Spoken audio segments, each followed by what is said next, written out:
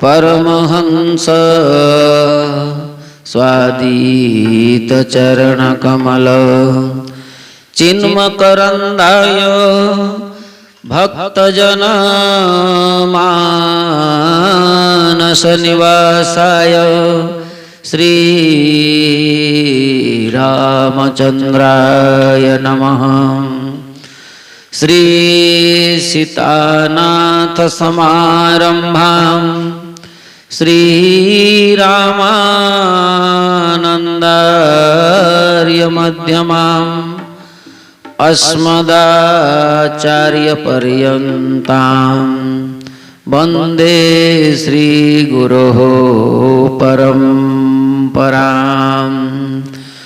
नारायणं नमस्कृत्य नरं चैव नरोत्तमं देवीं सरस्वतीं व्यासं ततो जयमुदीरयेत्। वागीशायस्य वदने लक्ष्मीर्यस्य च वक्षसि यस्यास्ते हृदये संवित् तं नृसिंहमहं भजे। विश्वस्वर्ग विसर्गादि नवलक्षण लक्षितं श्रीकृष्णाख्यं परं धाम जगद्धाम नमामः तत्। प्रह्लाद नारद पराशर पुंडरीक व्यासाम्बरीश शुकशौनक भीष्मदाल्भ्यान् रुक्माङ्गदार्जुन वसिष्ठ विभीषणादीन् एतान्महं परम भागवतान् नमामि। गुरुर्ब्रह्मा गुरुर्विष्णुः गुरुर्देवो महेश्वरः गुरुर्साक्षात् परं ब्रह्म तस्मै श्री गुरवे नमः।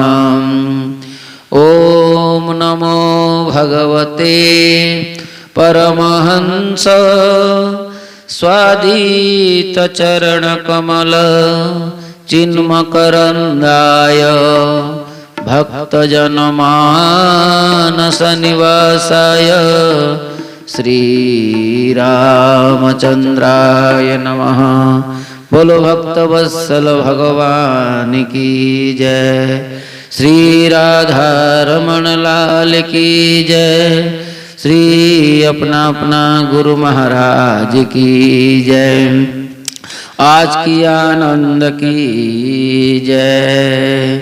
हरि ओम नमो भगवते रामचंद्राय नमः। जय गणेश जय गणेश पाहि मां। श्री गणेश रक्ष मां। शरवण भव पाहि मां। कार्तिकेय रक्ष मां। जय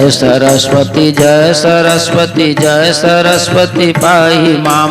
श्री सरस्वती रक्ष मां। जय गुरु शिव गुरु हरि गुरु राम। जगद्गुरु परम गुरु सद्गुरु श्याम। जय गुरु शिव गुरु हरि गुरु राम। जगद्गुरु परम गुरु सद्गुरु श्याम। ओम आदि गुरु अद्वैत गुरु अनंत गुरु। ओम चिद गुरु चिद घन गुरु चिन्मय गुरु। ओम ओम आदि गुरु अद्वैत गुरु अनंत गुरु। ओम चिद गुरु चिद घन गुरु चिन्मय गुरु। ओम हरे राम राम राम हरे हरे। हरे कृष्ण कृष्ण कृष्ण हरे हरे, हरे राम राम राम हरे हरे, हरे कृष्ण कृष्ण कृष्ण हरे हरे। नमः शिवाय नमः शिवाय नमः शिवाय ओम, नमः शिवाय नमः शिवाय नमः शिवाय ओम। ओम नमो नारायणाय ओम नमो नारायणाय ओम नमो नारायणाय ओम नमो नारायणाय ओम नमो भगवते वासुदेवाय ओम नमो भगवते रामचंद्राय। जगन्नाथ जगन्नाथ जगन्नाथ पाहि मां, महाबाहो महाबाहो महाबाहो रक्ष मां। जय बलभद्र जय बलभद्र पाहि मां। जय मां सुभद्रा जय मां सुभद्रा रक्ष मां। गौर हरि गौर हरि पाहि मां। गौरांग हरि गौरांग हरि रक्ष मां। आंजनेय आंजनेय आंजनेय पाहि मां। हनुमंत हनुमंत हनुमंत रक्ष मां। दत्तात्रेय दत्तात्रेय दत्तात्रेय पाहि मां। दत्त गुरु रक्ष मां। शंकराचार्य शंकराचार्य शंकराचार्य पाहि मां। भगवत्पाद रक्ष मां। सद्गुरुदेव सद्गुरुदेव सद्गुरुदेव पाहि मां। सद्गुरुदेव सद्गुरुदेव सद्गुरुदेव पाहि मां। सद्गुरुदेव सद्गुरुदेव सद्गुरुदेव पाहि मां। सद्गुरुदेव सद्गुरुदेव सद्गुरुदेव रक्ष मां। गंगा रानी पाहि मां। भागीरथी भागीरथी भागीरथी रक्ष मां। ओम शक्ति पाहि मां। ब्रह्म शक्ति विष्णु शक्ति शिव शक्ति रक्ष मां। ओम शक्ति पाहि मां। ब्रह्म शक्ति विष्णु शक्ति शिव शक्ति रक्ष मां। ओम आदि शक्ति महाशक्ति पराशक्ति पाहि मां। इच्छा शक्ति क्रिया शक्ति ज्ञान शक्ति रक्ष मां। ओम आदि शक्ति महाशक्ति पराशक्ति पाहि मां। इच्छा शक्ति क्रिया शक्ति ज्ञान शक्ति रक्ष मां। राजराजेश्वरी पाहि मां। त्रिपुर सुंदरी रक्ष मां। ओम तत्सत ओम शांति ओम शांति ओम शांति ओम। ओम तत्सत ओम तत्सत ओम तत्सत ओम तत्सत ओम तत्सत ओम तत्सत ओम। हरे राम राम राम हरे हरे, हरे कृष्ण कृष्ण कृष्ण हरे हरे। हरे राम राम राम हरे हरे, हरे कृष्ण कृष्ण कृष्ण हरे हरे। हरे राम राम राम हरे हरे, हरे कृष्ण कृष्ण कृष्ण हरे हरे। हरे राम राम राम हरे हरे। हरे कृष्ण कृष्ण कृष्ण हरे हरे। हरे राम राम राम हरे हरे। हरे कृष्ण कृष्ण कृष्ण हरे हरे। हरे राम राम राम कृष्ण हरे कृष्ण कृष्ण कृष्ण हरे हरे। बोलो वृंदावन बिहारी लाल की जय। बोलिए श्रीमद् भागवत महापुराण की जय। अखिल है प्रत्यनीक कल्याण गुणगण निलय अशरण शरण दीनबंधु दया सिंधु भक्तवत्सल दीनवत्सल दीनानाथ जगन्नाथ भगवान के अपार करुणा से आज हम सब लोग सम्मिलित होकर के शुभ अवसर पर बड़ा महामहोत्सव गुरु पूर्णिमा के दिवस पर आज हम सभी को भगवत कृपा से सत्संग की लाभ हो रही है। मानव जीवन का सर्वोत्कृष्ट लाभ श्रीमद् भागवत के माध्यम से हम सभी को प्राप्त होने जा रहा है। आज संसार में जो भी जिसको प्राप्त होता है उस सब कर्म के बल पर ही आश्रित बल पर ही संसार में संसार की सुख भोग विलास भौतिक सुख आदि सब मिल सकता है, पर मानव जीवन में भगवत कृपा के बिना सत्संग लाभ नहीं हो पाता, क्योंकि ये भगवान के कृपा के पात्र ही इस सत्संग का भाजन बनते हैं। भगवान के जब कृपा होती है जो मानव जीवन का जो सुकृत उदय होता है तब जीव को ये भागवत सुनने का अवकाश मिलता है।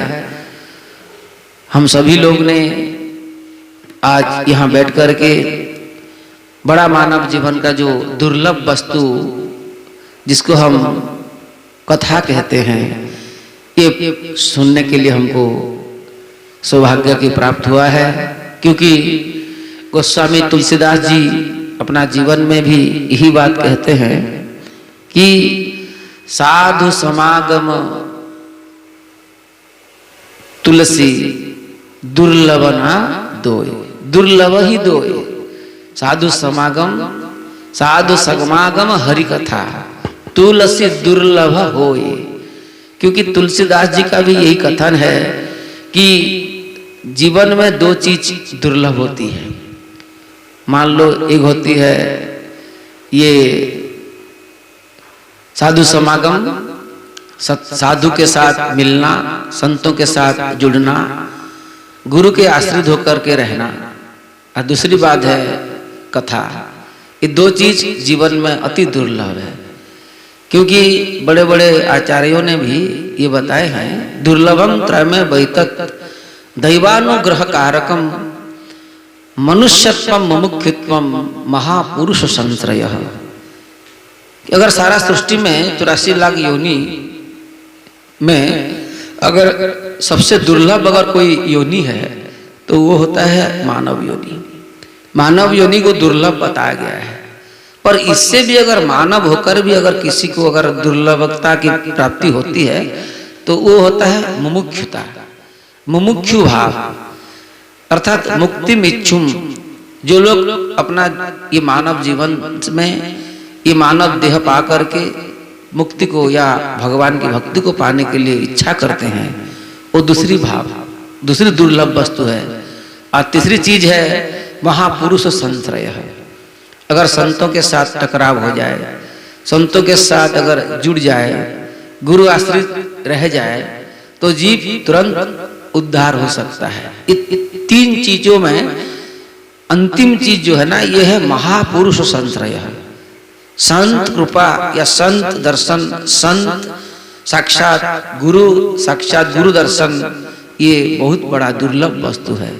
इसलिए आज हम सभी को ये गुरु पूर्णिमा के शुभ अवसर पर हम अपना गुरु वर्गाचार्यों के आश्रित होकर के, पूर्वाचार्यों के आश्रित होकर के आज हम सभी को ये सत्संग की प्राप्त हो रही है। और आज के दिवस को हम जो गुरु पूर्णिमा के रूप में हम पालन करने में जो समर्थ हो रहे हैं सारा भारतवर्ष में, इसको व्यास पूर्णिमा भी कहते हैं, क्योंकि ये तिथि में ही भगवान व्यास जी का यहाँ प्रकट हुआ था धराधाम पर। और वही व्यास भगवान ही सारा पुराणों के इतिहास के ये रचयिता माने गए हैं और साक्षात भगवान के ये अवतार भी माने गए हैं। इसलिए सबसे पहले हम भगवान व्यास जी को दंडवत प्रणाम करते हुए, सारा साधु संतों को दंडवत करते हुए, आज की दिवस पर हमारे पूज्य गुरुदेव के जो गुरुदेव या हमारे पूर्वाचार्यों को नमन करते हुए आज हम सभी को यहाँ सत्संग की लाभ हो रही है। ये भी गुरु कृपा ही मानना चाहिए, क्योंकि गुरु कृपा ही केवलम। जब तक गुरु कृपा किसी जीव के ऊपर नहीं होता वो संसार से कभी तर नहीं सकता है। इसलिए गुरु को प्राप्त करना ये जीव का प्रथम धर्म है। पर गुरु को ढूंढने के लिए अगर कोशिश करेंगे तो ये साधन नहीं है। गुरु को साधन के बल पर गुरु ढूंढा नहीं जा सकता, क्योंकि गुरु कृपा से ही मिलते हैं। जब भगवत कृपा होती है, जब द्रवई दीन दयाला साधु संगति पाइए, जब भगवान की कृपा होती है तब एक जीव को गुरु मिल जाता है। क्योंकि आज तक कोई भी गुरु को ढूंढना अगर गया है तो कोई नहीं पा सका, खुद गुरु ही उनको ढूंढ लेते हैं। इसलिए देखिए, आप जीवन में भागवत में भी कथा आती है और सारा पुराणों में भी यही बात चर्चा होती है कि ध्रुव जी ने गुरु को ढूंढने के लिए नहीं गए थे, प्रहलाद जी नहीं गए थे, वाल्मीकि जी नहीं गए थे, या व्यास जी भी नहीं गए थे, क्योंकि गुरु स्वयं वो भगवान की स्वरूप होते हैं और गुरु ही ये संसार में जीव को उद्धार करने में समर्थ होते हैं। इसीलिए गुरु परंपरा बहुत बड़ा माननीय है, संप्रदाय भी माननीय है। चतुर्थ संप्रदाय अंतर्गत दीक्षित होकर के गुरु परंपरा को पालन करते हुए ये जो साधन जीव को मिला है, स्वाध्याय करना, श्रवण करना, कथा सुनना और भागवत जी सुनना, रामायण पाठ करना, हनुमान चालीसा पाठ करना, जो भी परंपरा में जो भी सिद्धांत दिया गया है उसी को उपासना के रूप में अगर कोई पालन करता है तो जीवन में दिव्यता की प्राप्ति होती है। इसलिए भागवत में भी अगर आप देखेंगे तो गुरु का महिमा ही सर्वोपरि बताया गया है, क्योंकि गुरु जो है ना ये भगवान के पद को उन्मुख करने वाले होते हैं। क्योंकि ये जितने भी सुख है दुनिया में वो सब तो सबको मिल सकता है, पर भगवत सुख जो होता है ये गुरु परंपरा से ही मिलता है। चिंतामणिर लोक सुखम सुरद्रुः स्वर्ग संपदम प्रयच्छति गुरोः प्रीतो वैकुंठो जोगी दुर्लभम। ये बड़े बहुत बड़ी बात बताया गया है भागवत में। पहला स्कंद का पहला अध्याय का ये 8वां श्लोक है। चिंतामणि अगर किसी को मिल जाए तो चिंता के बल जो भी सुख की चिंता करे उसको तुरंत मिल जाता है। यानी कि ये लोक में जितना भी सुख है वो चिंतामणि अगर किसी को मिल गया तो उसको हर सुख की प्राप्त हो सकती है। और सुरद्रुः स्वर्ग संपदम, सुरद्रु का मतलब होती है कल्प वृक्ष। अगर कल्प वृक्ष किसी के हाथ लग जाए, स्वर्ग में होता है, तो उसी के बल पर भी स्वर्ग का सुख भोगा जा सकता है। पर यहाँ कहा गया है गुरु अगर प्रसन्न हो जाए, देखिए बड़ी बात है, स्वर्ग सुख पाना और लोक सुख पाना ये खत्म विराम भी हो सकता है, विनाश भी हो सकता है, पर गुरु अगर प्रसन्न हो जाए तो वैकुंठम जोगी दुर्लभम। गुरु को अगर प्रसन्न किया जाए, गुरु के मार्ग पर अगर चलने का अगर विधान बनाया जाए तो जीवन में भगवान को पाना अति सहज हो जाता है। इसलिए ये दुनिया में सबसे बड़ा दुर्लभ अगर है तो भगवान और भगवान की भक्ति, संतों के समागम और हरि कथा, ये सब दुर्लभ वस्तु है। प्रथम भगति संतन कर संगा, दूसरी रति मम कथा प्रसंगा, तीसरी रति गुरुपद पंकज सेवा, तीसरी भगति अमान। तीसरा भक्ति होता है नौवा भक्ति में कि गुरुपद पंकज सेवा, तीसरी भगति अमान, चौथे भगति मम गुण गण है। जो चौथा भक्ति होता है भगवान के जो गुण, भगवान की जो लीला, भगवान के जो नाम, इसमें कपट तजी करी गान, कपट को त्याग करके भगवान का नाम लेना, भगवान का गुण को श्रवण करना, भगवान के मार्ग पर चलना, भगवान की कथा सुनना, ये चौथा भक्ति है। और ये जो पांचवा भक्ति है ना, ये भगवान का नाम जप को दृढ़ विश्वास, पंचम भजन सो वेद प्रकाश है। ये मंत्र जप जो गुरु परंपरा में या दीक्षा के समय जो मंत्र दिया जाता है गुरु के माध्यम से, तो उसी मंत्र को दृढ़ विश्वास के ऊपर या विश्वास करके, दृढ़ विश्वास करके अगर कोई जप करे, मनन करे, चिंतन करे, तो वो निश्चित रूप से वो सबसे बड़ा साधन और साधन का फल माना गया है। इसलिए पांचवा भक्ति माना जाता है गुरु प्रदत्त अगर इष्ट मंत्र को कोई अगर दृढ़ विश्वास पूर्वक अगर जपता है। और जो छठा भक्ति है ना, छठदमशील, छवा जो भक्ति है, इसमें बताया गया है जो कपट जो सबसे बड़ा है विरति बहुकर्मा, छठदमशील विरति बहुकर्मा, जो भी संसार में जितना भी काम है, कर्म है, जो भी है, इससे तुरंत विरति लेना चाहिए। छठदमशील विरति बहुकर्मा, अगर संसार के हर कर्म से अगर जीव मुक्त हो जाता है, संसार में अगर उसको उसका कोई काम ही नहीं है, खान पान व्यवस्था है, रहना व्यवस्था है, सब कुछ मान लो कुछ अर्थ की व्यवस्था भी वो खूब बना लिया है, तो उसके आगे तो कुछ करना चाहिए। तो क्या करना चाहिए? तो छठवा जो भक्ति है उसको साधन करना चाहिए। छठवा भक्ति क्या है कि निरत निरंतर सज्जन धर्म, निरंतर सज्जन महात्मा लोग, सज्जन पुरुष लोग, गुरु वर्गाचार्य लोग, संत लोग है, ये जो भगवान को पाने के लिए जो मार्ग बताए हैं, उसी मार्ग पर निरंतर चलते रहना, क्योंकि ये बहुत सुंदर साधन है। बहुत बाधा आ सकती है जीवन में, संसार में बाधा भी आ सकता है, मान अपमान सम्मान वो तो तुच्छ बात है, पर अगर किसी के जीवन में अगर भगवान की मार्ग पर कोई चलने के लिए अगर अग्रसर हो रहा है तो उसको बहुत बाधा होती है, क्योंकि ये कलियुग ऐसा है, बाधा होती है। पर वो सब बाधा विघ्न को हैं भ्रूक्षेप न करके अगर कोई गंगे बोघ मुदन्मती, गंगा की धारा जैसे उत्तर से दक्षिण तक जैसे अनवरत रूप से बहने लगती है, तो इस हिसाब से अगर कोई सब कुछ माने त्यजलो का धर्मान है, ये सब कुछ छोड़ करके मन से त्याग करके, ऐसा नहीं है कि देखो संसार को त्यागा नहीं जा सकता, शरीर को त्यागा नहीं जा सकता, ये साधन माने गए हैं।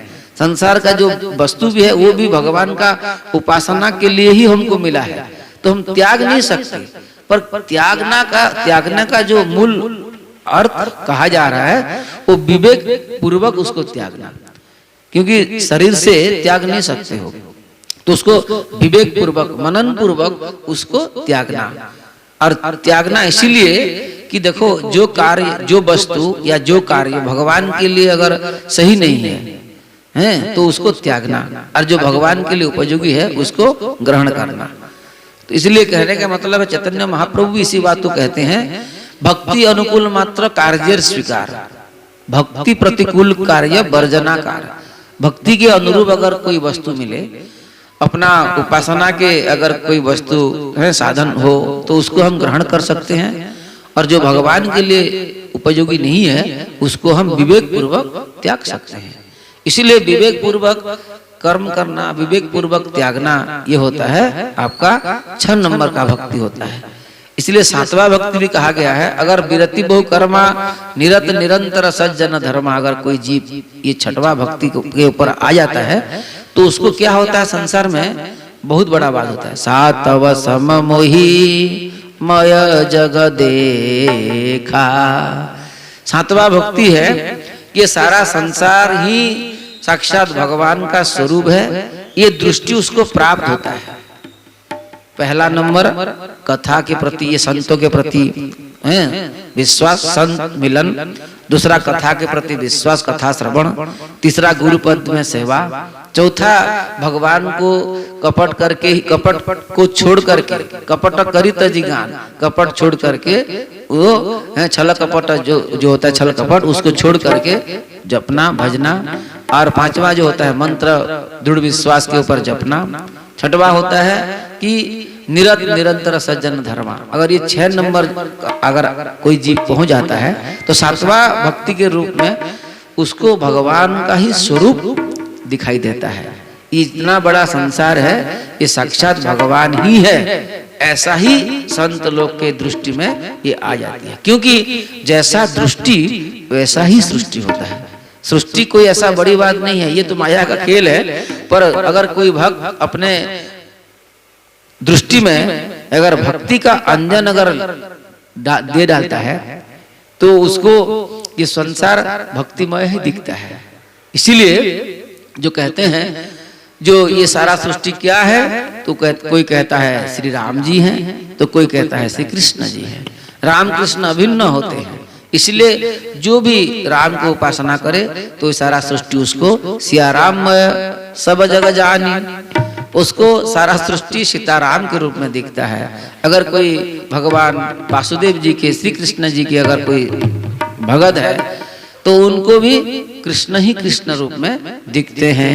खम्बायुमग्निम सलिलम महिम च ज्योतिषि सत्पा निदिशो द्रुमादिन सरित समुद्रांच हरे शरीरम यत्किंच भूतम प्रणमेदनन्यः श्री कृष्ण गोविंद हरे मुरारे हे नाथ नारायण वासुदेव, हे नाथ नारायण वासुदेव, हे नाथ नारायण वासुदेव। ये सारा सृष्टि ही ये जो भी है, खम वायु अग्निम सलिलम महिम च ज्योतिष सत्पानि दिशो द्रुमादि सरित समुद्रांच हरे शरीरम। क्या कहा गया है? हरे शरीरम। समुद्र भी क्या? हरे शरीरम। आकाश भी क्या? हरे शरीरम। जो भी तुमको पहाड़ से लेकर नदी से लेकर जो भी दिख रहा है ये भगवान का ही स्वरूप है, क्योंकि ये भगवान का स्थूल रूप ही है। स्थूल रूप का अगर किसी को अगर स्थूल रूप में अगर भगवान का आभास हो जाए तो भगवान को देखने लग जाए तो उसको सही में सूक्ष्म रूप मिल जाता है। इसलिए भागवत जी में भी स्थूल और सूक्ष्म का विचार किया गया है। और ये जो सातवां भक्ति है, अगर कोई जीव को अगर प्राप्त हो जाता है तो सही में गोस्वामी जी नवधा भक्ति में ये बताते हैं कि सातव सम मोहि मय जग देखा मोते संत अधिक करी लेखा।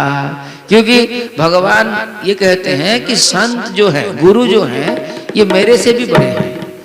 क्योंकि अगर गुरु ना होते, संत ना होते, भक्त ना होते तो भगवान को कोई जान भी नहीं पाता, भगवान को कोई पा भी नहीं सकता।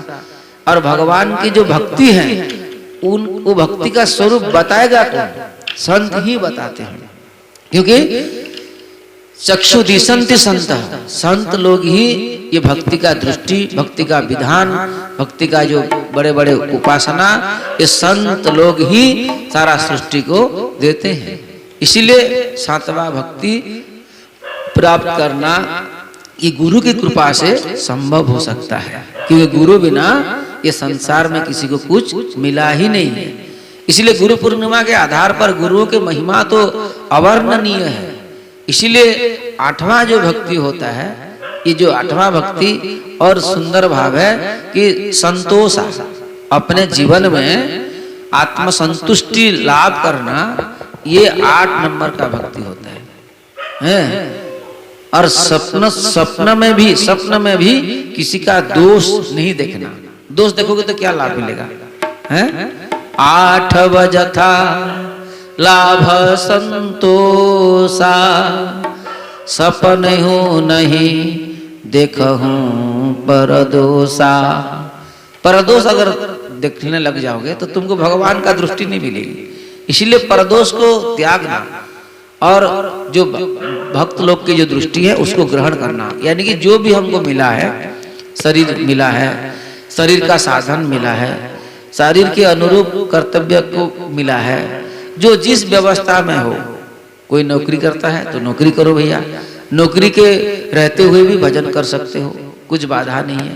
जो जो व्यापार करे तो व्यापार भी करो, पर भगवान की जो भक्ति है, भगवान का जो विधान है, उसको अपने जीवन में निरंतर हर समय ध्यान पूर्वक रखना चाहिए और अपना जीवन में उसको उतारना चाहिए। क्योंकि परिपालन विधि पालन करना ही जीव का प्रथम कर्तव्य होती है। इसलिए धर्म को या भगवान की भक्ति को सबको करना चाहिए।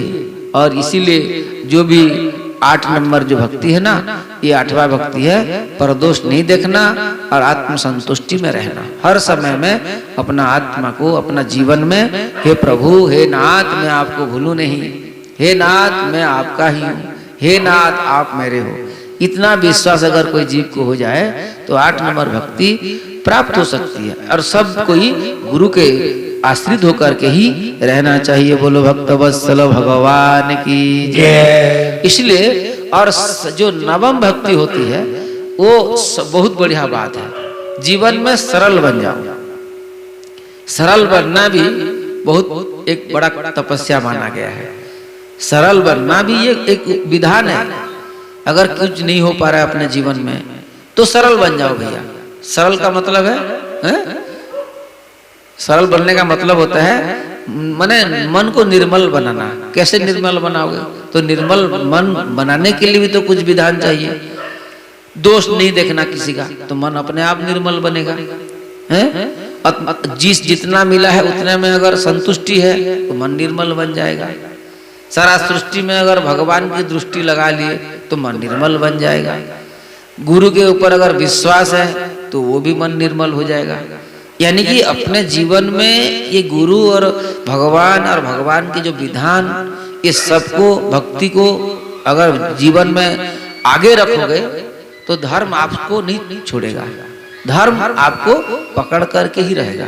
इसलिए जीवन में सबसे बड़ी बात है, ये संसार की जो बड़ा विकराल सृष्टि है उससे अगर अपना जीवन को उद्धार करना चाहते हो तो गुरुओं के माध्यम से जो भागवत जी का जो विधान दिया गया है उनको ठीक तरह से पालन करना। काल व्याल मुखाग्रास त्रास निन्ना सहे तवे श्रीमद्भागवतम शास्त्रम कलो किरेण भाषितम। किरण का मतलब होता है कीर पक्षी जो होते हैं। सुखदेव जी का नाम है कीर। तो किरेण, सुखदेव जी जो भी विधान बनाए हैं ये संसार में भागवत जी को लेकर के, तो उसी भागवत को ही अपने जीवन में सर्वश्रेष्ठ रूप में स्थान देकर भागवत ही मेरा जीवन, भागवत ही मेरा कथा, भागवत ही मेरा सब कुछ है, इसको मान करके रहना। कथा मेरी जीवन, कथा मेरी पूजा, कथा मेरी जीवन, कथा मेरी पूजा। कथा देवता है, कथा देवता है।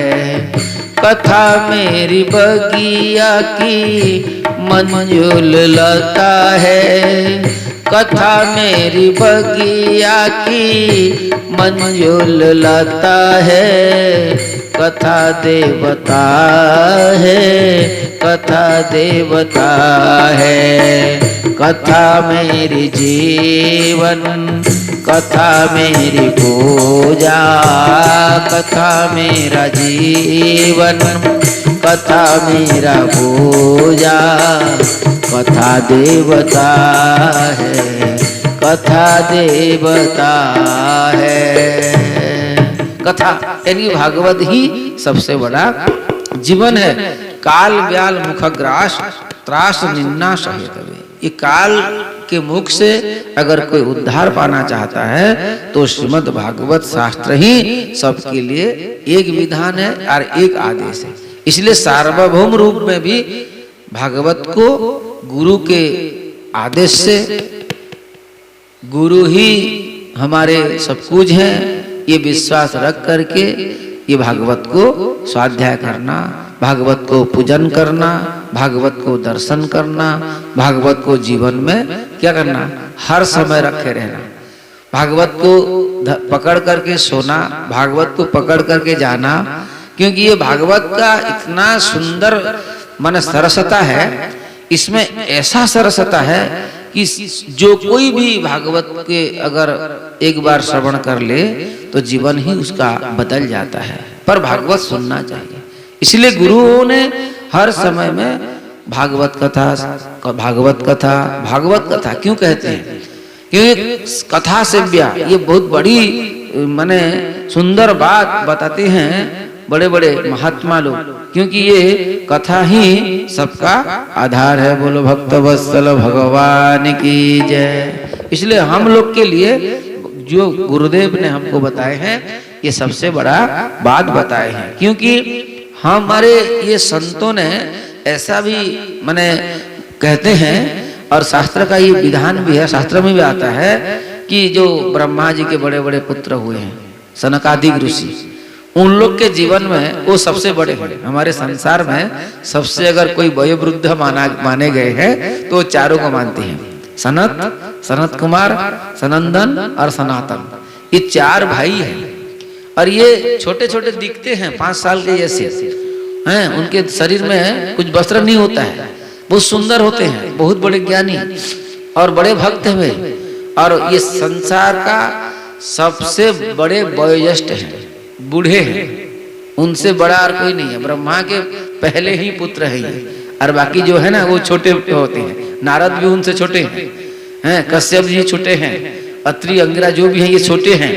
पर ये इतने बड़े होकर के भी इनका एकमात्र सदा सर्वदा एकमात्र नियम होता है, सदा वैकुंठ निलया हरि कीर्तन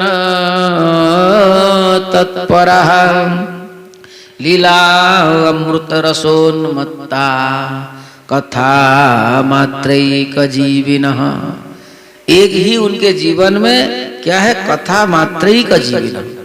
कथा ही उनके जीवन है, कथा ही उनका सब कुछ है। तो ऐसे बड़े बड़े जो मलात्मा, बड़े बड़े विमलात्मा, तुम भगवान शंकर को भी ले लो, शंकर जी का भी यही आधार है। सुखदेव जी को ले लो, यही आधार है, हैं? और भी जितने बड़े बड़े हैं, स्वयंभू नारद शंभु कुमार कपिलो मनो प्रहलादो जनको भीष्मो बलिर वयासकीर वयम। वयम का मतलब है यमराज। ये 12 भागवत कहे गए हैं, 12 महाजन कहे गए हैं। और 12 ये महाजन जो हैं, महाजन का मतलब होते हैं ये भक्ति में उनको बहुत बड़ा स्थान मिला है। उनको तुम ध्रुव को ले लो, पितामह भीष्म को ले लो, प्रहलाद को ले लो, जनक राजा को ले लो, हैं? स्वयंभू का मतलब होते हैं ब्रह्मा जी को ले लो, शंभू का शंकर को ले लो। जो भी हैं ये सब भगवान की भक्ति के पीछे ही पड़े हैं। क्योंकि भगवान की भक्ति कथा से ही बढ़ती है। बोल वृंदावन बिहारी लाल की जय। भक्ति ऐसा एक चीज है, उनको अगर कथा का जल मिल जाए, कथा का अगर कुछ साहस मिल जाए, प्रभाव मिल जाए, तो भक्ति हर समय में उन्नत्य करती है। इसीलिए जो भी बड़े बड़े भगत हैं ये भक्ति को ही अपना जीवन का एक उपासना का मतलब है भक्ति। भक्ति ही हमारे सब कुछ है और कथा ही हमारा जीवन है। ये कहते हैं सुक जसिब सनकादिक नारद जे मुनि ब्रह्म विचार विशारद। ये बड़े बड़े विशारद हैं, ब्रह्म के वेद के विशारद हैं। फिर भी ये लोग कहते हैं श्रुति पुराण सब ग्रंथ कहाही। श्रुति पुराण ग्रंथ, धर्म ग्रंथ, बड़े बड़े ग्रंथ सब एक बात कहते हैं। क्या कहते हैं? श्रुति पुराण सब ग्रंथ कहाही रघुपति भगति बिना सुख नाही। भक्ति के सुख जो होता है उससे बढ़कर और कुछ सुख है नहीं। भक्ति का सुख क्या है?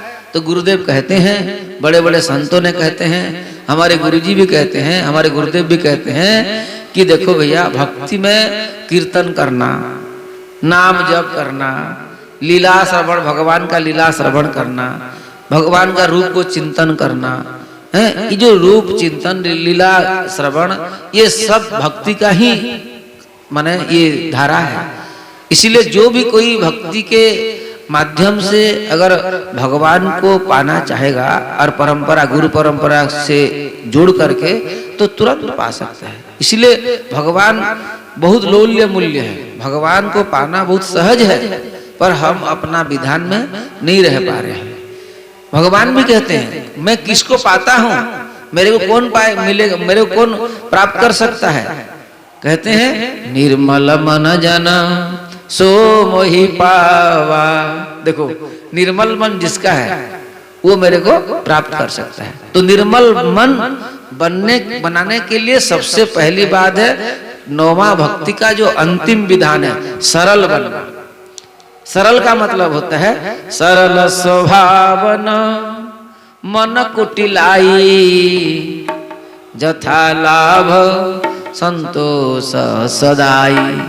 देखो, सरल स्वभावन मन कुटिलाई, जथा लाभ संतोष सदाई। इसमें भी क्या क्या क्या आ गया है? निर्मल मन जन सो मोहि पावा, मोहि कपट छल छिद्र न भावा। तो कहने का अभिप्राय ये है, नौमा भक्ति सरल स्वभाव है, सरल बन जाना। इसलिए ये 9 से भी एक विधान कहा गया, एक को अगर कोई पकड़ ले तो भी भगवान को प्राप्त कर सकता है, पर गुरु आश्रित होकर के। गुरु का जो विधान दिया गया है, दीक्षा के समय में जो जो नियम बताया गया है, उसको पालन करते हुए अगर कोई जीव ये 9 भक्ति का एक को अगर पकड़ लेगा तो उसको भगवान मिल जाता है। क्योंकि भगवान को दर्शन करना ये भक्ति का माध्यम है, माध्यम ही भक्ति है। भक्त्या तुनन्यया शक्य अहम एवं विधो अर्जुन ज्ञातुम द्रष्टुम च तत्त्वेन प्रवेष्टुम च परंतपः। हे अर्जुन, मेरे को भक्ति के बल पर ही कोई क्या कर सकता है? भक्ति के बिना मेरे को कोई देख नहीं सकता। भक्ति अगर है तो देख लेता है, भक्ति अगर है तो मेरे को क्या कर सकता है? भक्त्या तुनन्या शक्यम अहम एव विदो अर्जुन ज्ञातुम। भक्ति के बल पर ही कोई मेरे को जान सकता है, क्योंकि भक्ति के अधीन, भक्ति का अधीन मैं रहता हूँ। अगर कोई भगत मेरे को भक्ति करता है तो मैं उनको अपना सब कुछ खोल खोल करके बता देता हूँ, क्योंकि मैं अगर नहीं बताऊंगा तो भक्त मेरे को नहीं जान सकता। इसलिए मैं क्या करता हूँ, सोई जान ही जेहू देहु जनाई, जानत तुम ही होई जाई, तुम ही और तुम ही हो जाई। तो कहने का अभिप्राय ये है, भक्ति जो है ना, ये सरल स्वभाव हो जाने से भक्ति अपने आप हृदय में आ जाती है। जैसे कोई अगर महाराज, कोई अगर सम्राट अगर कहीं जा रहा है तो उनके पीछे पीछे सैन्य लोग को जाने के लिए आज्ञा दिया नहीं आता है, वो अपने आप छूट चलते हैं उनके पीछे पीछे आगे आगे।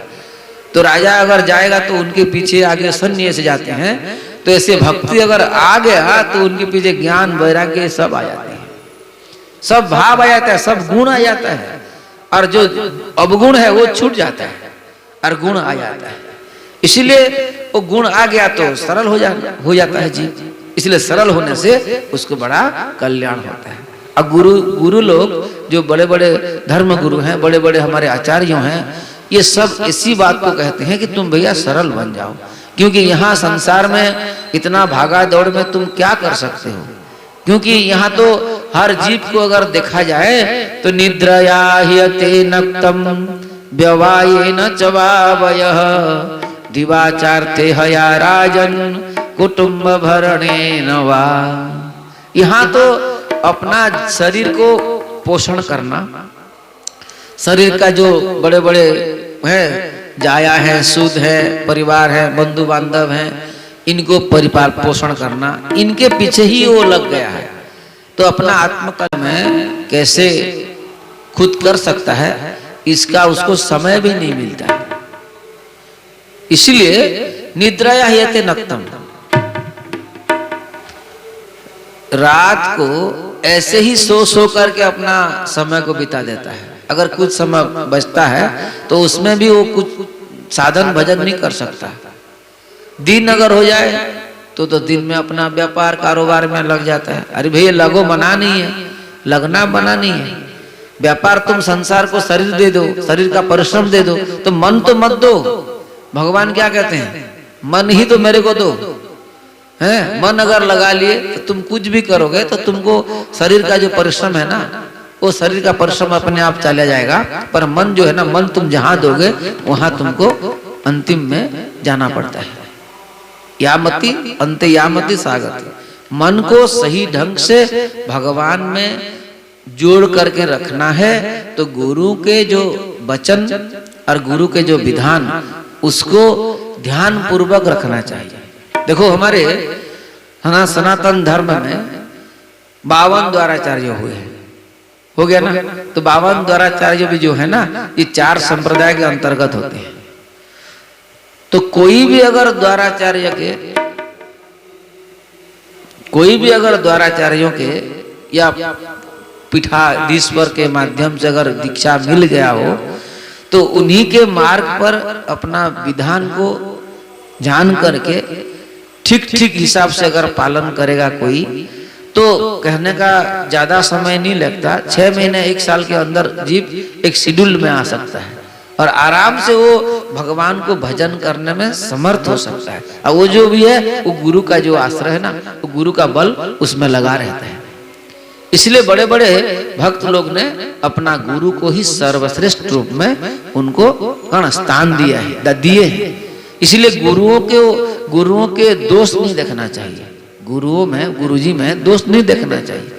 क्योंकि गुरु महात्मा जो होते हैं वो किसको किस रूप में परीक्षण करते हुए उनका जो बहुत बड़े जो क्लेश होता है, जन्म जन्मांतर का जो बड़े बड़े विपदा होती है, किसको किस रूप में उसको नाश करते हैं वो खुद जानते हैं। पर आज तक कोई गुरु किसी का विनाश नहीं किया है, किसी को क्षति नहीं पहुंचाएगा। पर जीव अपने जीवन में विश्वास करके अगर गुरु के पथ पर चले तो वो अपना कल्याण सहज भाव में कर सकता है। आप देखिए बड़े बड़े पुराणों में प्रहलाद जी को क्या मिला, गुरु मिले। क्या नहीं पाए, सब पाए। ध्रुव जी को कौन मिला, रास्ते में देवर्षि नारद जी मिले, गुरु मिले। क्या उनके जीवन में नहीं मिला। परीक्षित को देख लो, सुखदेव जी मिल गए, साक्षात भगवान के धाम में प्रतिष्ठित कर दिया। ऐसा नहीं है कि गुरु जिसको मिले हैं वो सबको भगवान मिले हैं। इसलिए गुरु पद में या गुरु निष्ठा ये सबसे बड़ा महत्वपूर्ण बात है।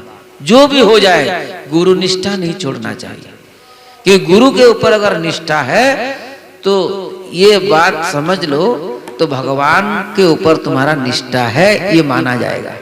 और गुरु के ऊपर अगर निष्ठा नहीं है तो कितना जो भी हो जाए, जो भी जीव हो जाए, उसको निष्ठा या भगवान मिलने वाले नहीं है। भगवान सबके है, पर भगवान किसके हैं उत्तर आया है, भगवान भक्तों के हैं, संतों के हैं। संतों का प्यारा है ना, जो कि मैंने रंग जो बोलते हैं, बहुत सुंदर सुंदर भजन भी हमारे आए हैं। तो इसमें संतों का प्यारा, और संत अगर उनके जीवन में बड़े हैं, मोते अधिक संतन करी लेखा, अगर संत बड़े हैं तो मान लो यही गुरु ही सबसे दुनिया में बड़े हैं। इसलिए गुरुदेव को कब तक भजोगे, अरे जब तक शरीर है, जब तक जीवन है, तब तक भजोगे। और गुरु जब तक ये दुनिया में है, शरीर ना हो तो भी ये मान लो कि गुरु ही मेरा कल्याण करने वाले हैं। जब तक मैं भगवान को ना देखता हूं तब तक मेरे को गुरुदेव ही मेरा सब कुछ है, ये विश्वास करना और भय को त्याग देना। संसार में भय बहुत होता है, बहुत प्रकार का भय होता है। भय का कोई सीमा नहीं है, इतना भय है ये हो जाएगा। भय सब में है, कोई मरने के लिए भय करता है, कोई गरीब हो जाए तो उसके लिए भी भय करता है, कोई नौकरी ना मिलता है तो उसके लिए भी भय करता है। भय का कोई सीमा नहीं है। तो कहने का अभिप्राय ये, अपना आत्मकल्याण को अगर अपने जीवन में एक है, आत्मकल्याण ही मेरे को करना है, इस जीवन में अगर मेरे को उद्धार होना है तो मैं क्या करूं, किसको पकड़ूं? अगर मान लो गुरु मिल गए, संत मिल गए तो एक पकड़ लो भैया। अगर एक को पकड़ लोगे तो जीवन में भय नहीं आएगा। भय कब होता है? जब एक को पकड़ते हो और फिर दूसरे को पकड़ते हो। एक को अगर मान लोगे, अनन्य निष्ठा अगर गुरु में आ गया, भगवान में आ गया, तो दूसरा पकड़ना नहीं है, क्योंकि संसार में ही तो भय मिलता है। भगवान के राज्य में भय नहीं है, वहां निर्भय होना होता है। इसलिए भयम द्वितीया विनिवेशतः स्यात् ईसादपेतस्य विपर्जयो स्मृतिः तन्मायया तो बुधा भजेत्तं भक्त्येकैशं गुरुदेव आत्मा। श्री कृष्ण गोविंद हरे मुरारी, हे नाथ नारायण वासुदेव, हे नाथ नारायण वासुदेव, हे नाथ नारायण वासुदेव। गुरुर्न स्यात् जननी न स्यात्, गुरुं न स्यात् जननीं न स्यात्, गुरुं न स्यात्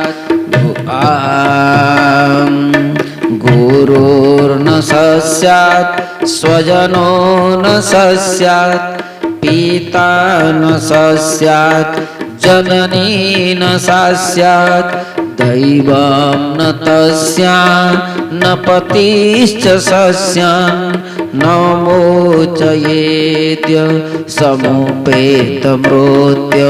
श्री कृष्ण गोविंद हरे मुरारी, हे नाथ नारायण वासुदेव, हे नाथ नारायण वासुदेव, हे नाथ नारायण वासुदेव। गुरुर्न स्यात् स्वजनो न स्यात्, पिता न स्यात् जननी न स्यात्, दैवं न तस्या न पतिश्च सस्यान्, न मोचयेद्य समुपेतमृत्युं।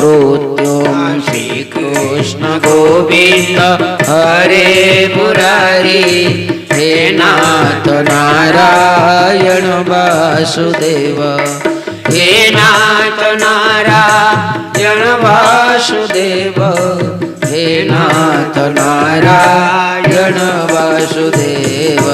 आज देखिए, ये भगवान के बड़े बड़े भक्तों ने ये कहे हैं कि गुरुदेव आत्मा, गुरु जब तक भगवान को तुम दर्शन नहीं किए हो तो तुम्हारे आगे कौन खड़े हैं? तुम्हारे आगे गुरु ही गुरु है, क्योंकि गुरु से बड़ा कोई नहीं है।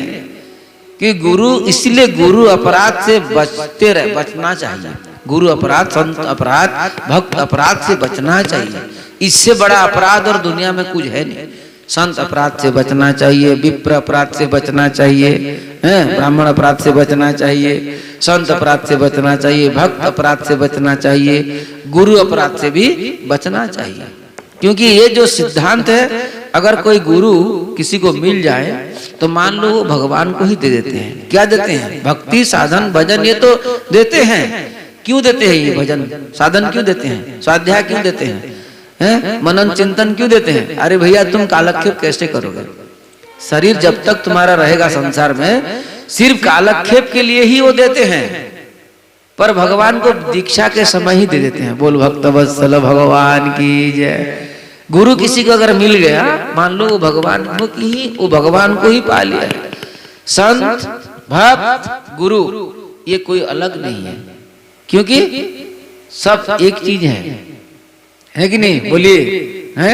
नाम रूप लीला धाम जैसे अभिन्न है, ऐसे ही भगवान की जो है ना भक्ति भक्त भगवंत गुरु चतुर नाम बपुए, इनके पद बंदन किए नासई विघ्न अनेक। विघ्न अनेक माने जितना भी भय है भैया, जितना भी भय है उस सब भय से जीव छूट जाता है। और सबसे बड़ा अगर कोई भय है तो क्या भय है? मान लो सबका अगर बड़ा भय मानेंगे तो मृत्यु का बड़ा भय नहीं है, मृत्यु ही बड़ा भय है। तो यहाँ कहा गया है अगर मृत्यु से अगर कोई बचा सकता है तो यहाँ भागवत में कहा गया है गुरुर न सस्यात् स्वजनो न सस्यात् पिता न सस्यात् जननी न सस्यात् दैवं न तस्यान् न पतिश्च सस्यान् न मोचयेद्य समुपेत मृत्युम। अगर गुरु है तो मृत्यु से बचा सकता है। गुरु के बिना कोई मृत्यु से बचा नहीं सकता। अगर कोई पति अपने आप को मानता है तो पति अगर अपना पत्नी या पुत्र को अगर मृत्यु मुख से अगर बचा लेता है तो उसी को पति कहा गया है। अगर स्वजनों बड़े बड़े बंधु बांधव अपने आप को कहते हैं मैं तुम्हारा ये बड़ा बंधु हूँ, मैं तुम्हारा ये हूँ, मैं तुम्हारा ये हूँ, भैया तुम तो सब हमारे हो, तो क्या हमको मृत्यु से बचा सकते हो? ऐसा प्रश्न करना। अगर बोलेगा कि मैं मृत्यु से आपको बचा नहीं सकता तो आप हमारे काहे का स्वजन हो? अरे तुम व्यवहारिक रूप में आए हो हमारा स्वजन। You will treat so will be treated. हम आपको मानते हैं, आप हमको मानते हो, ये इतना ही है। मेरा शरीर में अगर कोई रोग हो जाए, कोई कष्ट हो जाए तो भी आपको दुख नहीं लगता है, मेरे को दुख लगता है। शरीर में भी दुख पाता हूँ और मन में भी दुख पाता हूँ। आप खाली निभाना जानते हो भैया क्या हो गया क्या नहीं हुआ। ऐसे ये झूठा व्यवहार भी संसार में बहुत सब कोई करते हैं। इसलिए कोई भी स्वजन अगर मृत्यु के मुख से अगर किसी को बचा नहीं सकता है तो उसको स्वजन कहलाने में भी अधिकार नहीं है। अगर कोई पिता भी हो अपना पुत्र को या पुत्री को अगर भगवान को अगर दे नहीं सकता या मान लो मृत्यु से अगर बचा नहीं सकता तो उसको भी पिता कहने का अधिकार नहीं है। माता अगर किसी का है, अगर माता अगर है तो माता भी अगर अपना पुत्र को पुत्री को अगर भगवान को मिला देता है या मृत्यु के भय से अगर छुटकारा दिला देता है तो मान लो वो माता कहने का अधिकारी है। कोई देवता भी क्यों ना हो, 33 करोड़ देवता हैं हमारे सनातन धर्म में, तो देवता भी जो भी कोई हो उनको भी बोलना भैया जो देवता का भी नाम ले लो, इंद्र को ले लो, वरुण को ले लो, जिसको भी, सूर्य अग्नि को ले लो, चंद्र को ले लो, चंद्रमा को, उनको बोलना भैया अब हमको खाली सिर्फ मृत्यु से ही उद्धार करा लो। वो तो खुद ही मरने वाले हैं, दूसरों क्या मृत्यु से माने ये कर पाएंगे, उद्धार नहीं कर पाएंगे। इसलिए देवता भी वही देवता है जो मृत्यु से उबार लेता है, इसी को देवता कहने का अधिकार ही है। नहीं तो देखो एक बात है, अर्जुन पांडवगण बड़े बड़े पांडवगण थे, युधिष्ठिर के पास भाला था, अर्जुन के पास गांडीव धनु था, और ये भीम के पास क्या था, बड़ा गदा था, नकुल सहदेव के पास भी बड़े बड़े तलवार थे, बड़े बड़े वीर हैं। ये सृष्टि में अगर बड़ा वीर उस समय में अगर माना जाए तो इनसे अगर कोई बड़ा वीर भी नहीं था। पितामह भीष्म को सुला दिए, द्रोणाचार्य को सुला दिए, कृपाचार्य को परास्त कर दिए, अश्वत्थामा को बंदी बना दिए, जो भी किए, बड़े बड़े वीर हैं ये। पर जब ब्रह्मास्त्र अश्वत्थामा छोड़ दिया तब पांडव गण को जब ब्रह्मास्त्र आया वो लोग भी अपना मृत्यु को भय मान करके वो भगवान की शरण में आए। देखो भगवान के शरण आए, वो लोग बड़े बड़े वीर हैं, वो भी खुद को बचा नहीं सकते थे, बचा नहीं सके। और उस समय में उत्तरा को भी ब्रह्मास्त्र लग रहा था, और उस समय में उत्तरा भी अगर ये जानते कि मेरे ये जो ससुर लोग हैं ये बड़े बड़े वीर हैं, ब्रह्मास्त्र उधर से आ रहा है, मेरा गर्भ में जलन होने लग गया है, तो मैं इन अर्जुन के पास या युधिष्ठिर के पास पुण्य का बल है, अर्जुन के पास अस्त्र शस्त्र का बल है, भीम के पास शारीरिक बल है, नकुल सहदेव का भी बड़े बड़े बल है, तो उनके पास मैं जाऊंगा तो मेरे को उद्धार कर लेते, ये सोच सकते थे। पर उत्तरा ने ऐसा नहीं किया। उत्तरा ने क्या किया? उत्तरा ने तुरंत पाहि पाहि महाजोगिन देव देव जगतपते नान्यम त्वत् अभयम पश्ये यत्र मृत्यु परस्परम। क्या बोले? यत्र मृत्यु परस्परम। हे उत्तरा, तुम मेरे पास क्यों आए? वहां उत्तरा जी कहते हैं कि देखो श्याम सुंदर, मैं आपके चरण कमल में इसीलिए आई हूं कि मेरे आपके सिवा मेरे को और कोई ये मृत्यु से बचाने का कोई और अधिकारी नहीं है। क्या पांडवगण नहीं है? तो उत्तरा ने बोली कि नहीं प्रभु, ये लोग तो खुद मरने वाले हैं और मेरे को मृत्यु से कैसे उबार सकते हैं। इसलिए उत्तरा ने सीधा सलग सीधा डायरेक्टली ये भगवान के चरण कमल पर ही पहुंच गए। और क्या बोले? अभिद्रवती मामीश सरस्तप्ता यशो विभो कामम दहतु माम नाथ मामे गर्भो निपात्यताम। हे श्याम सुंदर, मैं ये शरीर को छोड़ देता पहले से ही, क्योंकि मेरा पति जब से ये संसार से चले गए, सप्तरथी ने मिलकर के मेरे पति को विनाश कर दिए युद्ध में। तो उस समय में मैं भी सती होने वाली थी, पर मेरे गर्भ में ये पांडव गण का जो बीज है, मेरे पति का जो अंश है, ये मांस पिंड मेरे गर्भ में है, तो उसी के लिए मैं जिंदा हूं। क्यों? उस समय में अगर मेरे पति के जो दाह में पति के साथ अगर मैं सती हो जाती, तो जब मेरे पति स्वर्ग में मेरे से अगर मुलाकात करते और मेरे को अगर वो बोल देते कि उत्तरा, तुमको मैं कुछ दे करके आया था, तुम उनको जन्म नहीं दिया, ऐसे ही तुम उनको नाश कर दिए, तो उस समय में मेरा पति को मैं क्या मुंह दिखाती? मेरा पति का सम्मान हो, मेरा पति का जो अंश है उसको मैं ठीक हिसाब से जन्म दे सकूं। इसी के नाते है श्याम सुंदर, आपको मैं ये समर्पण करती हूँ कि हे नाथ, आप मेरा शरीर भले ही चला जाए, पर मेरा ये गर्भ जो है ना, ये निपात ना हो, ये विनाश ना हो, इतना ही मेरा आपके चरण कमल में निवेदन है। देखिए, मृत्यु उत्तरा के ऊपर भी आई थी, उनका बच्चा के ऊपर भी आई थी, पर यहाँ देखो शरणागति का बल, भक्ति का बल, भजन का बल और बड़े बड़े गुरुओं का आशीर्वाद, उत्तरा को सब कुछ मिला था। इसीलिए उत्तरा ये गुरु के बल पर, संतों के बल पर, भक्ति के बल पर, ये पांडव गण के जो आश्रम में रहती थी उत्तरा, तो ये सबका बल एकत्रित होकर के ही श्याम सुंदर के चरणों में ले गई। और श्याम सुंदर वहां उत्तरा को अभय दे दिया। यहाँ लिखा गया है जो अभयम, यहाँ ऐसा चीज है कि अभय अगर कोई दे सकता है वो भगवान दे सकते हैं। तो ऐसे ही अभय और निर्भय बनाते हैं गुरु जी।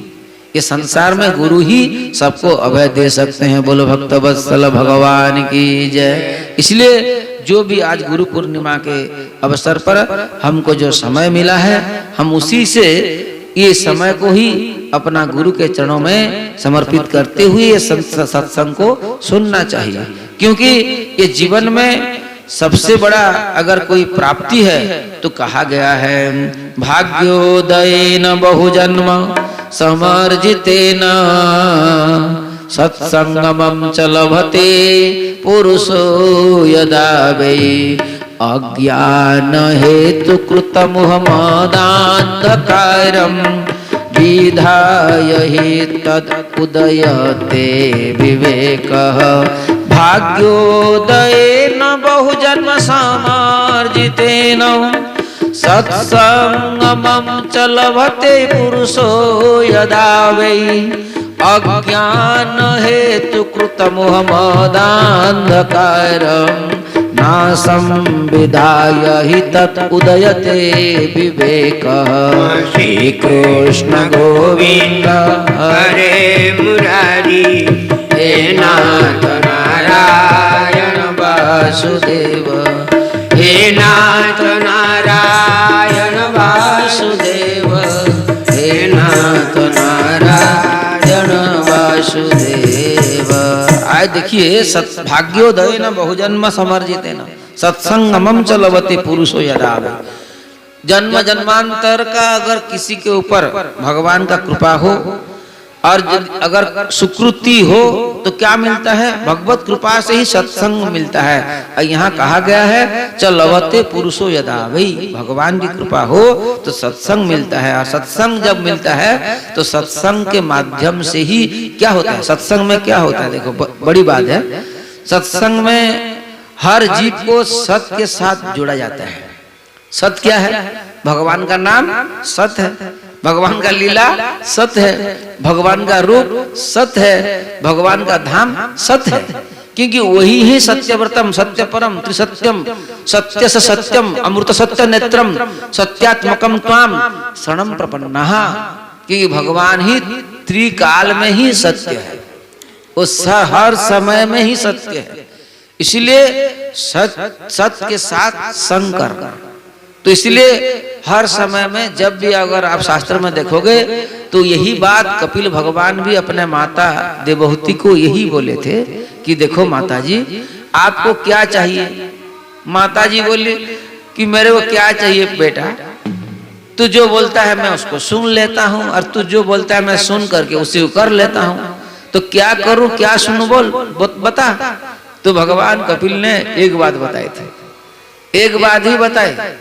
अगर कपिल उपाख्यान में आप देखोगे तो बहुत महिमा हर चीज का कहा गया है, पर उसमें एक बात को अगर पकड़ लोगे तो बहुत सुंदर बात बताए हैं। सताम प्रसंगान मम वीर्य संविदो भवन्ति हृत्कर्ण रसायना कथा तज्जोषणादास अपवर्गवर्त्मनि श्रद्धारतिर्भक्ति अनुक्रमिष्यति श्रद्धारतिर्भक्तिर अनुक्रमिष्यति।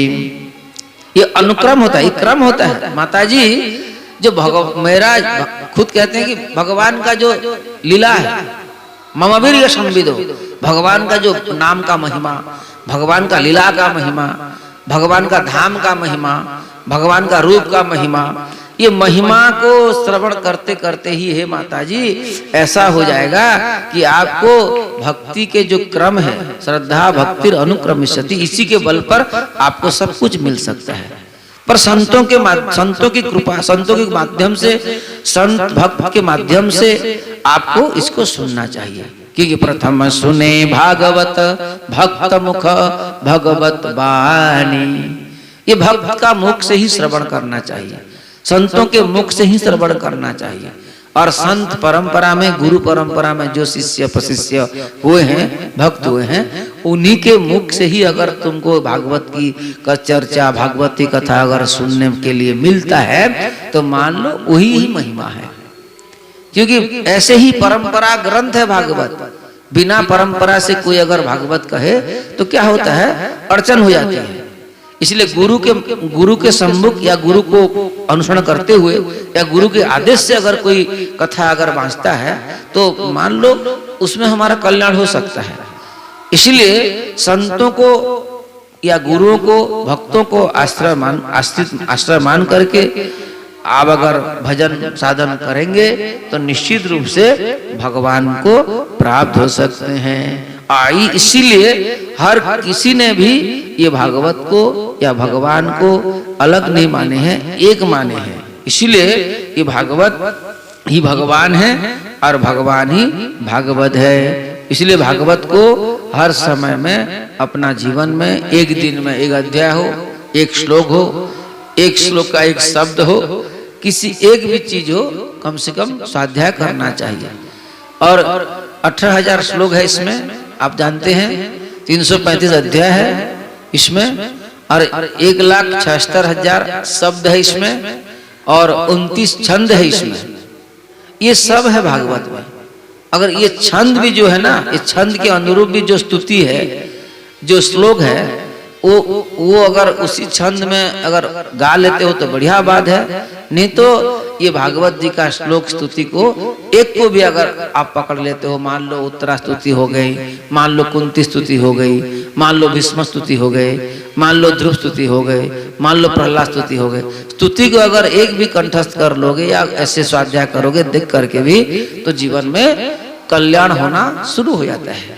इसलिए चरित्र सुनते वक्त भक्त और भगवान के बीच में जो वार्तालाप होता है उसमें स्तुति प्रकरण आती है। तो स्तुति प्रकरण को ही ध्यान पूर्वक श्रवण करना चाहिए। चरित्र तो वो व्यवहार के रूप में भी कोई कहता है, पर स्तुति ऐसा नहीं है। स्तुति साक्षात भगवान के सम्मुख ही सब कोई किए हैं।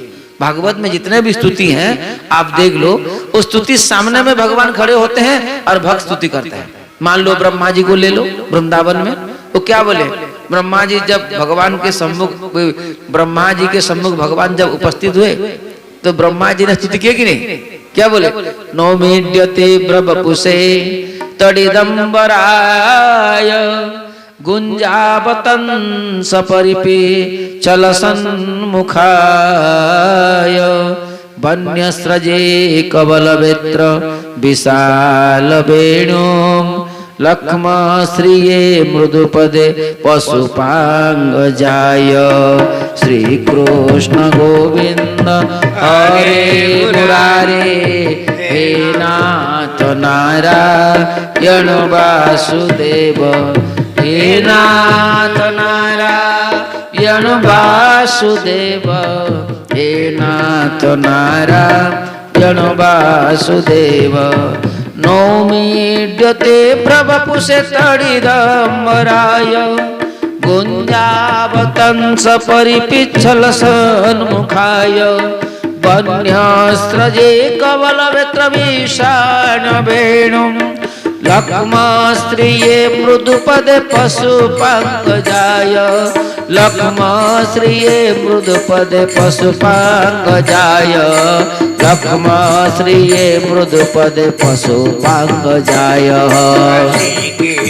गोविंद हरे मुरारी हे नाथ नारायण वासुदेव, हे नाथ नारायण वासुदेव, हे नाथ नारायण वासुदेव। अथापिते देव पदाम्बुजत्रय अथापिते देव पदाम्बुजद्वय प्रसादलेशानुगृहीत एव हि जानाति तत्त्वं भगवन् महिम्नो न चान्य कोऽपि चिरं विचिन्वन्। श्री कृष्ण गोविंद हरे मुरारी हे नाथ नारायण वासुदेव, हे नाथ नारायण वासुदेव, हे नाथ नारायण वासुदेव। तदस्तु मे नाथ भूरि भागो, तदस्तु मे नाथ सभूरि भागो, भवेत्रवान्यचतुवातिरस्यां येनाहमे कोऽपि भवज्जनानां भूत्वा निषेवे तव पादपल्लवं। श्री कृष्ण गोविंद हरे मुरारी हे नाथ नारायण वासुदेव, हे नाथ नारायण वासुदेव, हे नाथ नारायण वासुदेव। मान लो ब्रह्मा भी यही बात कहते हैं। अगर कोई भी भक्त को आप ले लोगे भागवत में, चाहे वृत्रासुर को ले लो, चाहे जो जो भी भक्त हुए हैं, वो सब भगवान के सम्मुख ही स्तुति किए हैं। अहम हरे तव पादैकमूल जाता दासानुदासो भवितास्मि भूयः मनः स्मरेता अशुपतेर्गुणास्ते गृणीत वाक्कर्म करोतु काय न नाकपृष्ठं न च पारमेष्ट्यं न सार्वभौमं न रसाधिपत्यं न योगसिद्धिर् अपुनर्भवं वा समञ्जसत्पा विरहैयकाङ्क्षे अजातपक्ष्या इव मातरं खगः स्तन्यं यथा वत्सतरः क्षुधार्तः प्रियं प्रियेव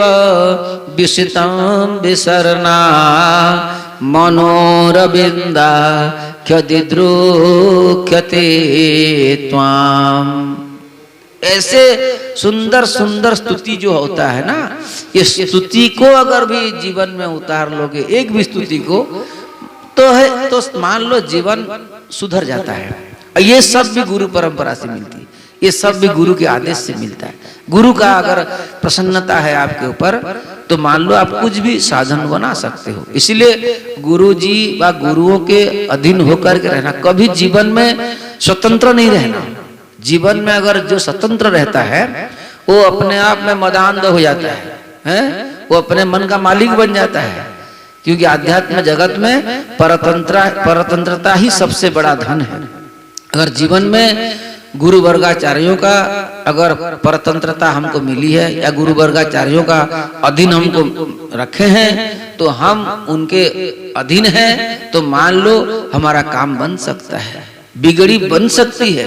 इसलिए ये संसार में सबसे बड़ा गुरु है, सबसे बड़ा गुरु है, क्योंकि गुरु महिमा अचिंत्य, गुरु महिमा से बढ़कर कुछ महिमा है ही नहीं।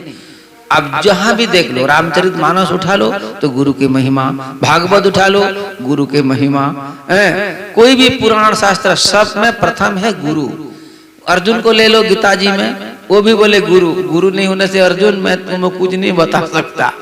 तो कहने का वो भी शिष्य बने तब जाके उनका कल्याण हुआ। कल्याण का एक ही सीधा डायरेक्ट संपर्क होता है गुरु से, आत्म कल्याण, और दूसरा कोई नहीं कर सकता। इसलिए गुरु को ही सब कुछ मानना चाहिए, गुरु के ऊपर ही विश्वास करना चाहिए।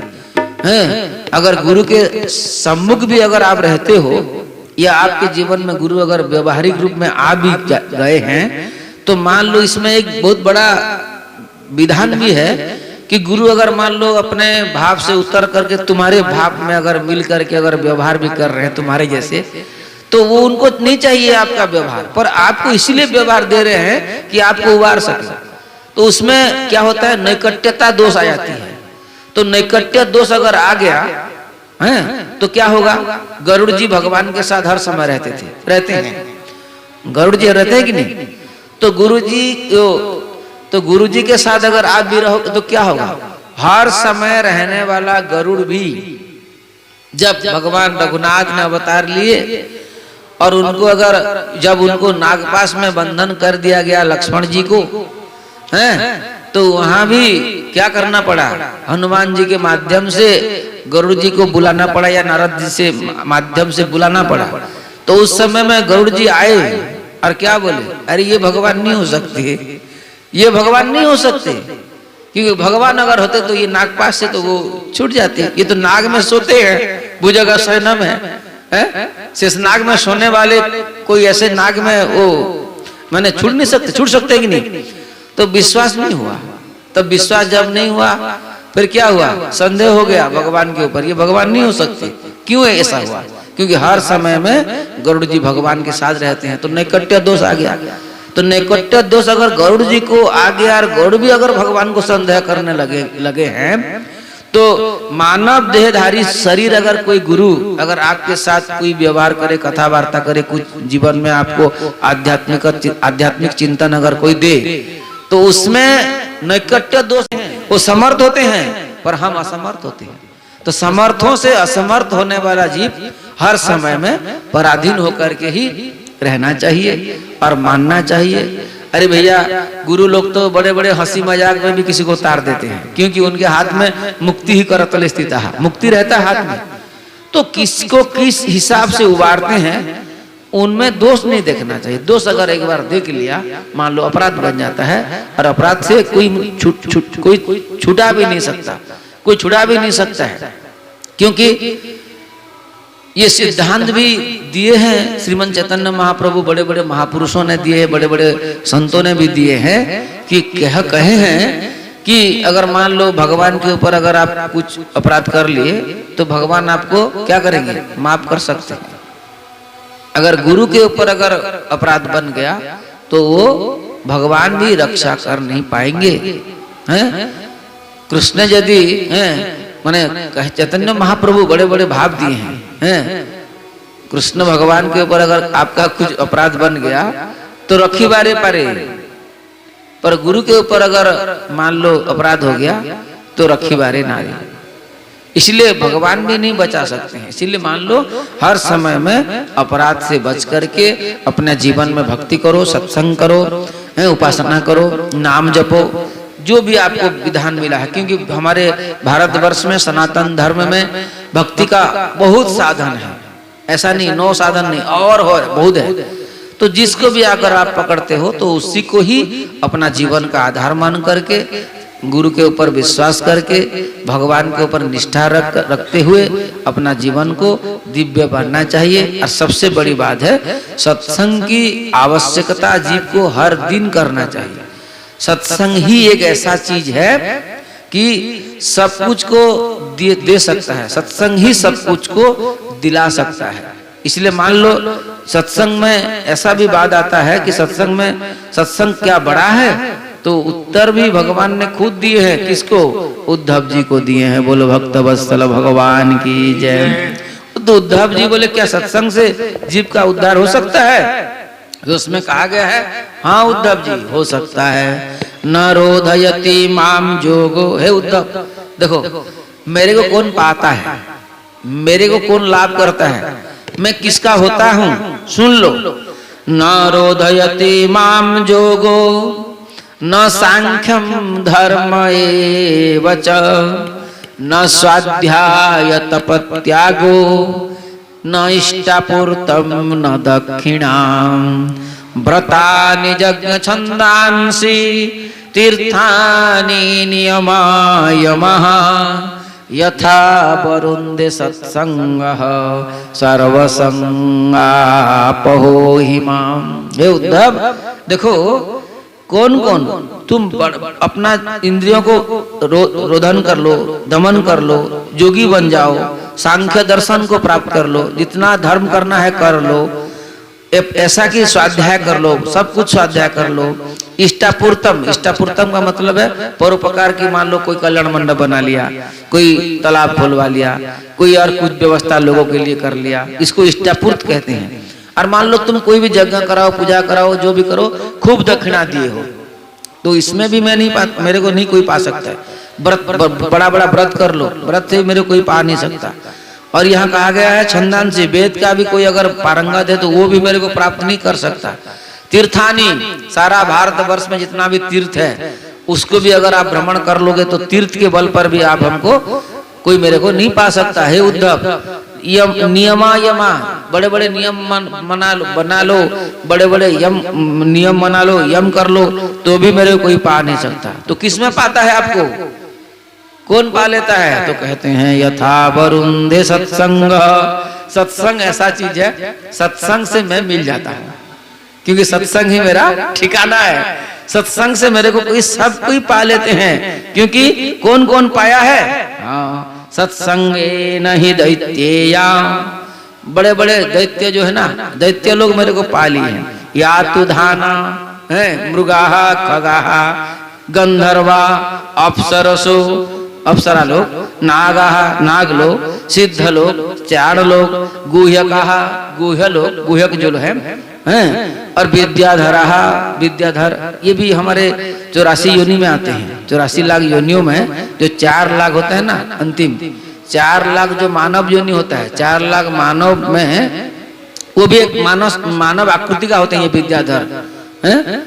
हम एक टाइप का होते हैं। 3,69,969 को छोड़ देने से हम भी एक टाइप का होते हैं। तो ये विद्याधर भी ऐसे एक टाइप हैं, ये गुह्यक लोग भी एक टाइप हैं। तो ये जो है मनुष्य सु बड़े बड़े मनुष्य भी है पा लिया है मेरे को, वैश्य लोग भी पा लिए हैं, शूद्र लोग भी पा लिए हैं, स्त्री लोग भी पा लिए हैं, अंत्यज भी मेरे को पा लिया है।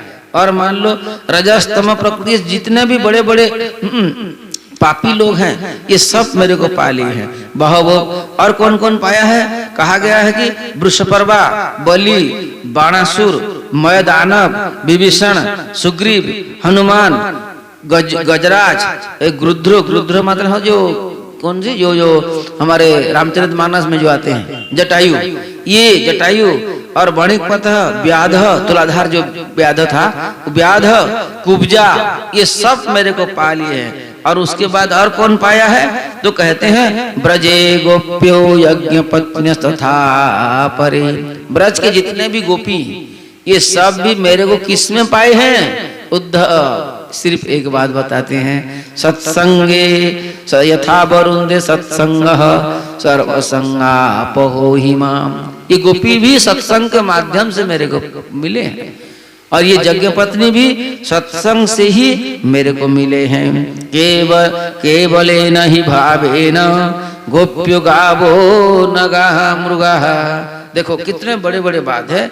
इसलिए सत्संग ही सबसे बड़ा साधन, सत्संग ही सबसे बड़ा फल, ये सत्संग ही सब कुछ है। इसलिए सत्संग के ऊपर ही बहुत माने वास्तविकता कहा गया है। वास्तविक अगर कुछ सत्य वस्तु है तो भगवान का लीला, भगवान का नाम, भगवान का रूप और भगवान का धाम, ये सब सत्संग में ही चर्चा होती है और सत्संग से ही जीव अपना उद्धार कर सकता है। तात स्वर्ग अपवर्ग सुख धैर्य तुला एक अंग, तुलनता ही सकल मिली जो सुखलव सत्संग।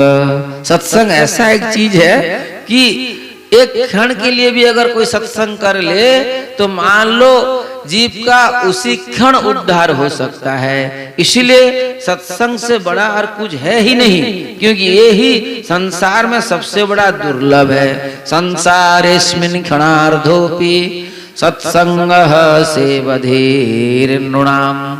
सत्संग में ही जीव आधा क्षण में भी जीव अपने आप को ये संसार समुद्र से उद्धार कर सकता है। ये राजा निमि भी कहते हैं, विदेह राज जो है ना, ये नवजोगेश्वर से यही बात बताते हुए कहते हैं कि हमको तो सब मिला है प्रभु।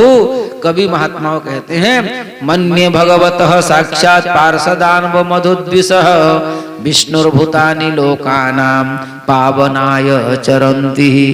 ये जो बड़े बड़े महात्मा हैं, संत हैं, भक्त हैं, ये काहे के लिए घूमते हैं?